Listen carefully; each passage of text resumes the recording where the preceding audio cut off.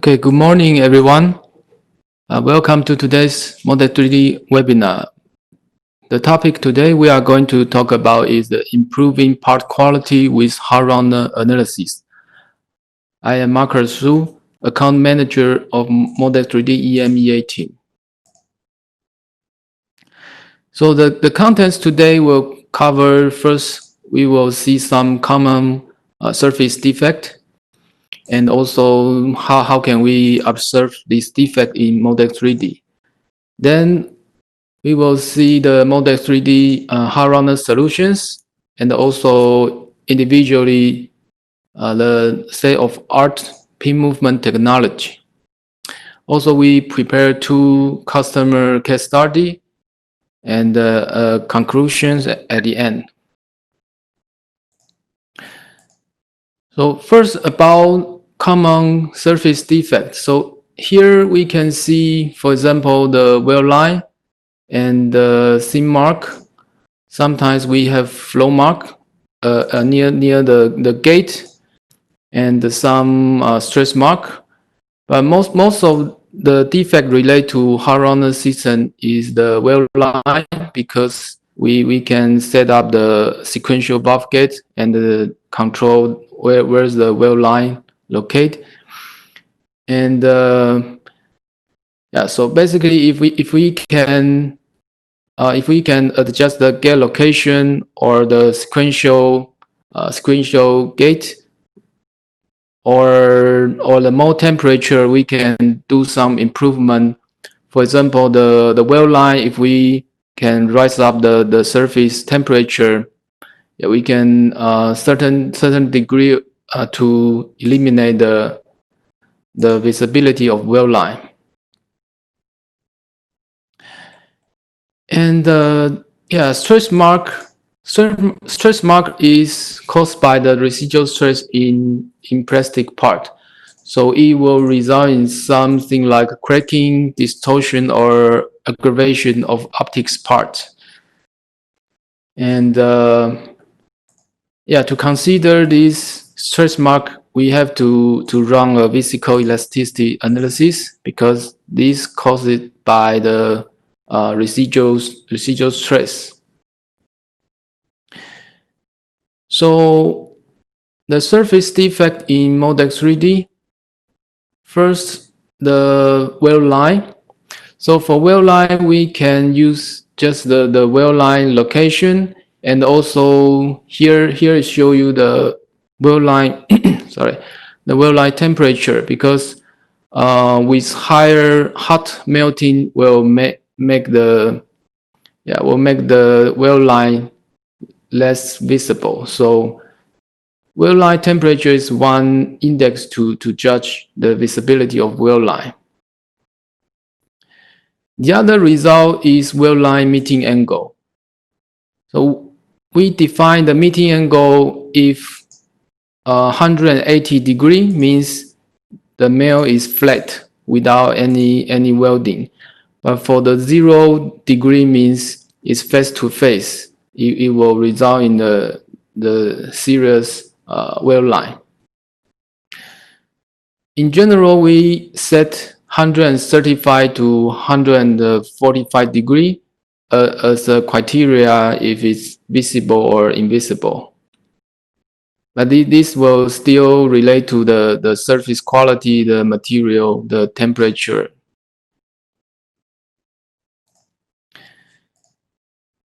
The other defect, the seam mark. In Moldex3D, we have two results. One is seam mark indicator, which is based on the volumetric shrinkage result.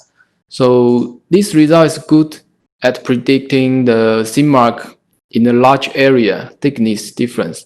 So like this sample, we can see if there's a significant thickness change, we can use the seam mark indicator to observe this seam mark. The other type is seam mark displacement. This one is show the local, it's based on the local flatness. So it's good at predict the small area like a seam mark in the rib rib area. For the flow mark, usually we can check by this mill front time and switch to the ISO tool. Because this ISO tool, the control interval is the same time. It's the same time. So once it's wider means it's faster. If it's narrow and very dense contour means it's hesitation. So for example, near the gate, if is too fast injection, there might be a flow mark, and also if there's a hesitation, the mill front is cooled down, and there is also another flow mark. And the defect relate to the physical elasticity. Okay, so we can check this small animation on the button here. So this is a polymer chain in the polymer flow. So we can see basically if there is no extra stress, the polymer chain is entanglement. But once they flow into some contraction and expansion area, the polymer chain will be stretched, and later on it will try to shrink back to the entanglement state. But if the polymer is cooled down too fast, it's not able to relax all the stress. It will become the residual stress inside of the part. So this kind of issue, first for the optics part, we can see this birefringence. So through the stress viewer, you can observe this birefringence. If it's less residual stress, it's a pure and transparent part. The other is the dimension instability. So some deformation due to relaxation of the process. And also poor end property product, because through the time, maybe 1 or 2 days, 1 week, or after a certain temperature. Okay, here might be covered by the animation, but it's unexpected deform after certain temperature. So it's like an annealing process. So some high temperature and or some long time, it will release this residual stress. So sometimes the part is not deformed, just out of the mold, but after several days, it will start some deformation. So to simulate this kind of physical elasticity related issue, we need to consider the material property of physical elasticity. So here is the physical elasticity model in Moldex3D, and you can use this material property to run the optics analysis, also the physical elasticity flow.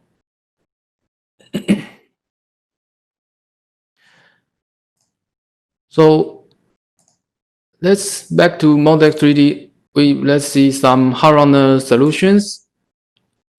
So the basic hard runners, you can do the valve gate open and close. So here is, you can see the left hand side, the three hard drop is open at the same time. So you will get 2 well line in the middle.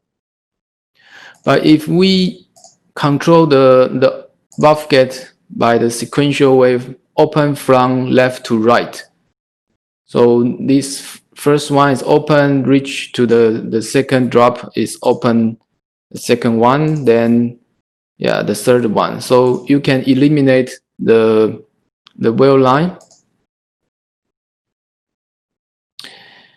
And advanced hard runner analysis. So in general, when we talk about hot runner, is just simulate the melting area of hot runner. But when we talk about advanced hot runner, means we also simulate all the hot runner component, like the bushing, the hot drop, the valve pin, the heating rod. But in conventional way, the difficult is to build this kind of model, because in the reality there is a isolation there between the hot runner and the mold base. So in the Moldex3D advanced hot runner, the solver can assign the surface of hot runner metal. There's an isolation there, and you can control how much heat transfer. And also you can assign some contact area, which is just like in reality is directly contact to the mold base. So user can simplify most of the work if they want to build the real hot runner mold. Okay, so here you can see there is a boundary condition to constrain this heat to go outside, could go out of the hot runner metal. So by using the advanced hot runner analysis, we can control the heating rod. For example, the left hand side is higher power, higher temperature control, and the right hand side is lower. So you can get this weld line is not in the middle, but a little bit shifted to the right, because the left hand side, the melt is lower viscosity, higher temperature.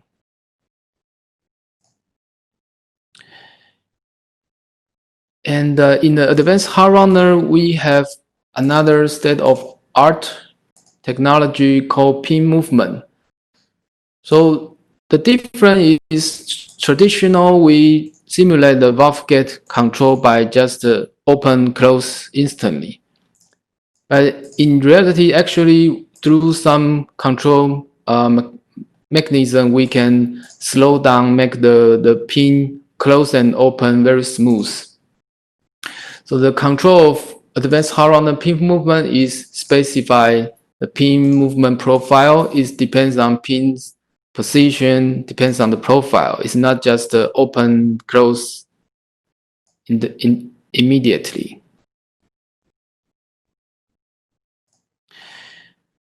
And some of our users might have experienced our another module, the compression molding. So the pin movement module is actually acquire the compression module idea. So we have this valve pin in the hot runner, and in front of the valve pin become the compression zone. So the pin movement is actually like a compression behavior, and we set up the profile is just the compression speed. So through this way, we can achieve the pin movement simulation. So because we can control this pin movement speed, we can see more detail about the velocity change during the open and close, and also the temperature is varied a little bit if you close faster, slower, smoothly. Some different we can observe in the simulation. And moreover, this one, if we run a particle tracer, and the particle tracer can show you the contribution of each gate, because the pin open and close speed will affect the different contribution of each pin of each hot drop. And you can see most of the contribution is mixed at least two gate, at least two color, because most of the time they are mixing with each other. So it's hard to define the contribution by just single color. Through this particle tracer can help us to understand how the material mix in the cavity.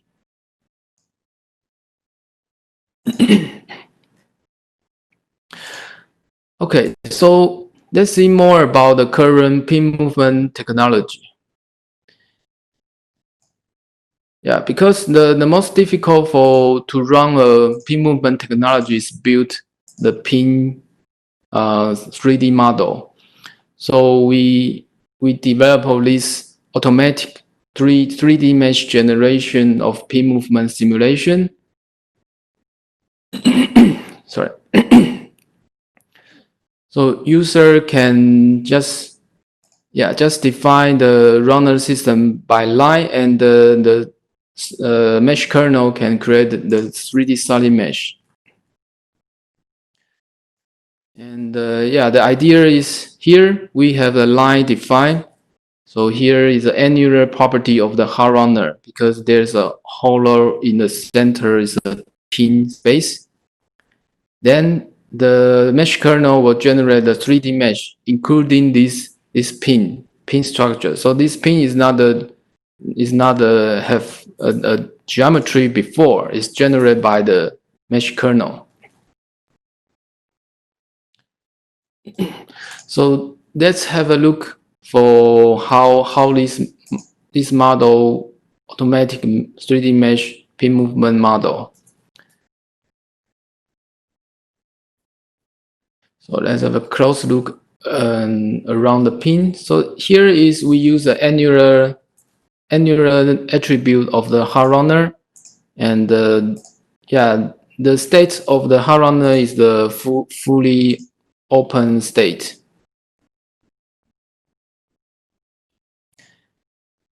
Then the mesh kernel can generate all these 3D mesh automatically. So we just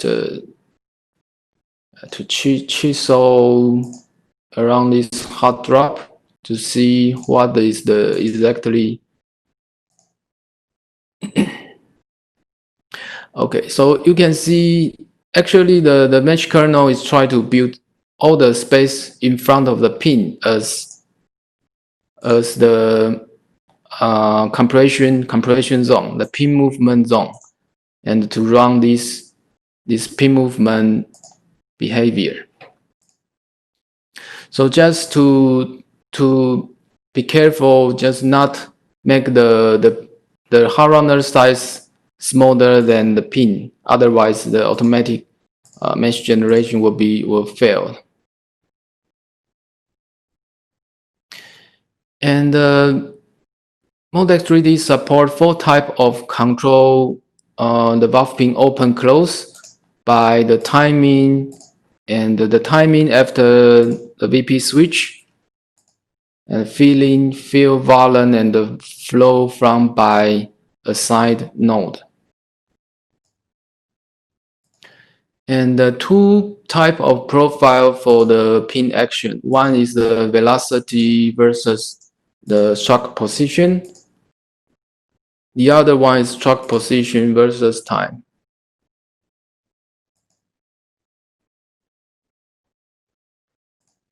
So let's see some case study. This one is from Inventive modeling solution using Moldex3D to simulate Inventive's active gate technology.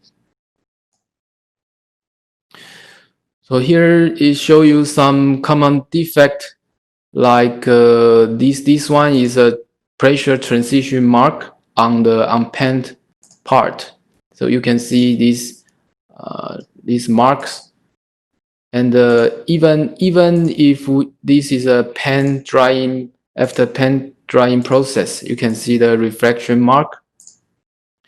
And the other one is also very common on the hotspot mark opposite of the director gate nozzle.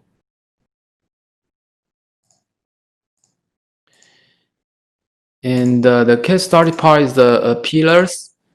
It's about 70 centimeter long, and the major thickness 2.5 to 3 millimeter. This is made by the boundary layer mesh for part area about 3 million element.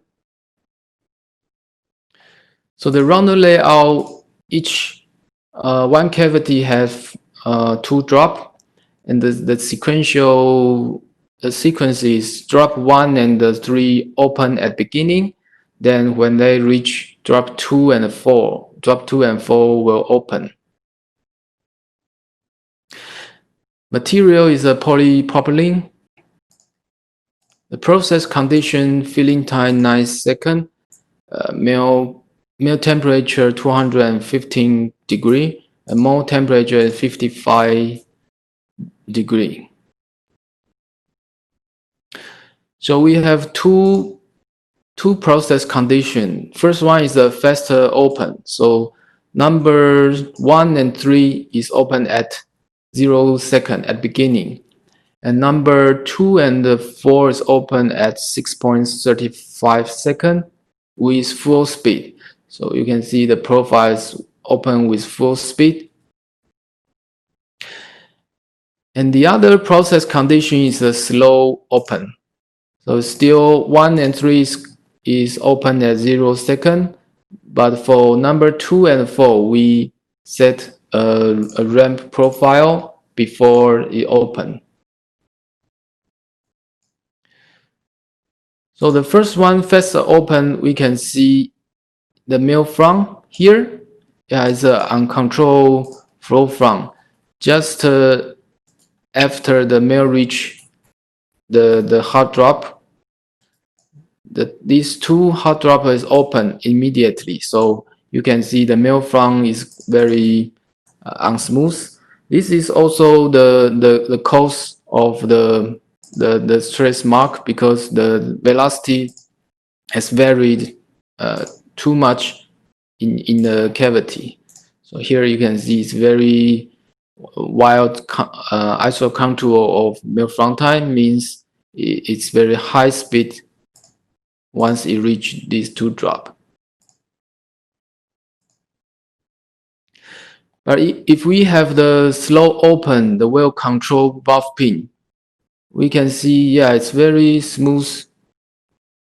Almost you cannot distinguish where is the open location. Therefore, in the surface you will not see the stress mark, because it's very smooth advancement.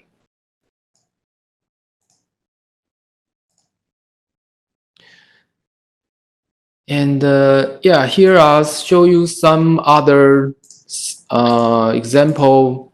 This one is a seat back. So in the conventional cascade process, is obviously a mark here. But if we use the controlled cascade, we can eliminate this stress mark. And also this one is a glove box. So you can see the conventional cascade control, you will have this mark, but if we have well control, it's also been eliminated.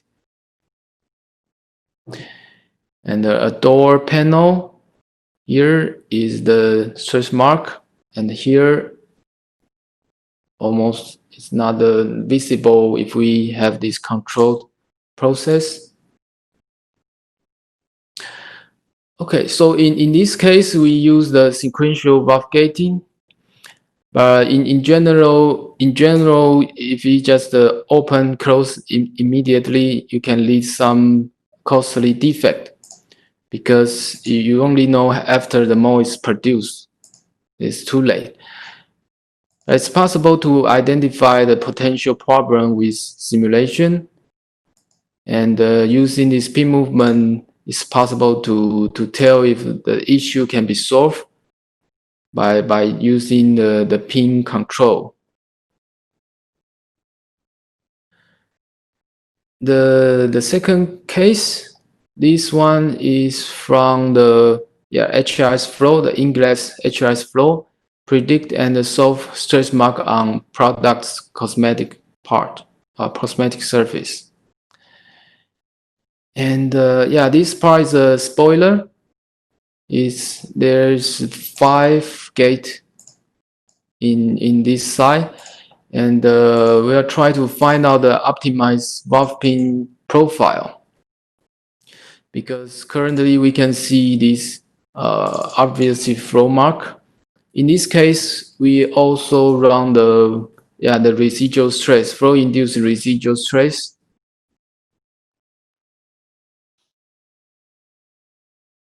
The material is polypropylene with 30% talc, and we have this viscosity property, but we also run the residual stress by this viscoelasticity property.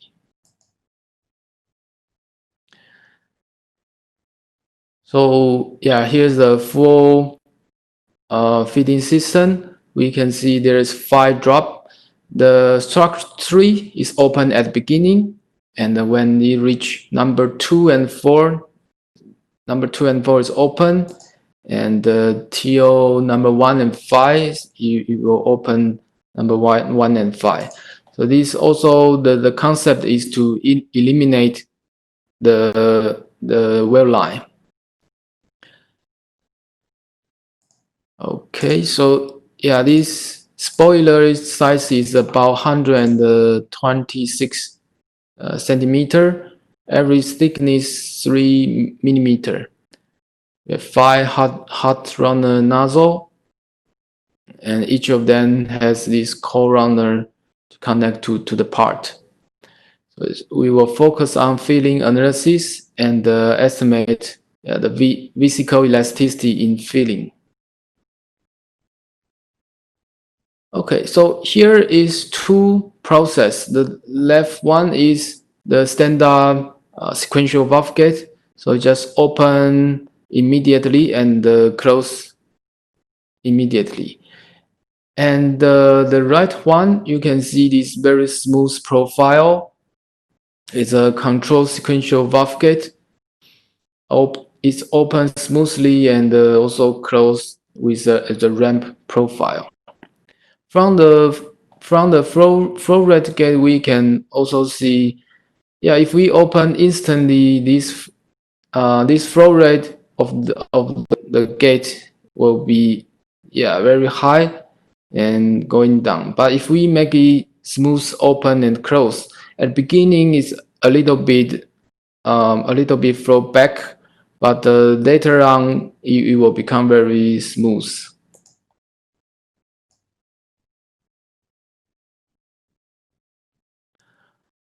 Okay, yeah, and in this case, I forgot to mention the main focus is the struct 2. So it's open number 3, then reach the struct 2, it will open.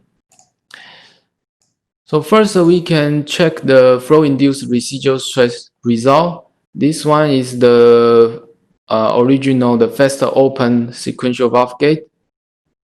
So you can see the high stress, the vorticity stress around the gate area.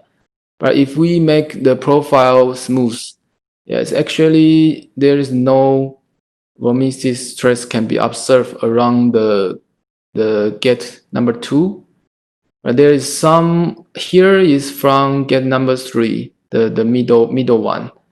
So actually, this way we can check how the residual stress being eliminated by the smooth control. And also, yeah, through the mill front time, because this stress is highly related to the flow speed, the value of flow speed. Here you can see the uncontrolled mill front just going very further. But if we have the well control, it's very smooth. If we check the ISO contour of mill front tie, it's more clear. You can see the gate number 2. Here is the large gap, which means it's advanced faster a lot here. But this one with the controlled sequential valve gate is very smooth. And this one is the experimental result. So original faster open close has this reflect mark, but with the optimized control, we can even eliminate this reflected mark. So the conclusions, the distinct flow-induced residual stress pattern around the gate region was found to be the cause of stress mark that appear as an uneven growth. So the key factor, how this stress is induced is the valve instant and high open speed. So we know if the pin is open instantly and close instantly, it will result in uneven velocity, the flow speed distribution, and this one to affect the polymer is just become the different residual stress, because it's been stretched more, it will have more residual stress inside.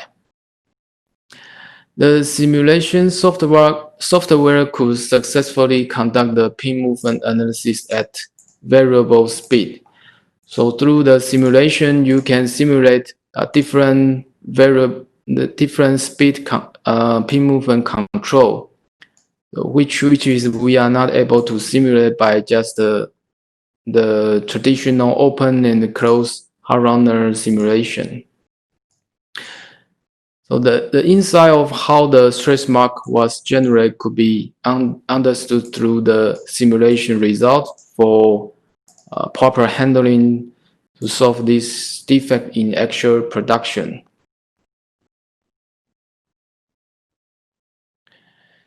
Okay, so this is about the content today.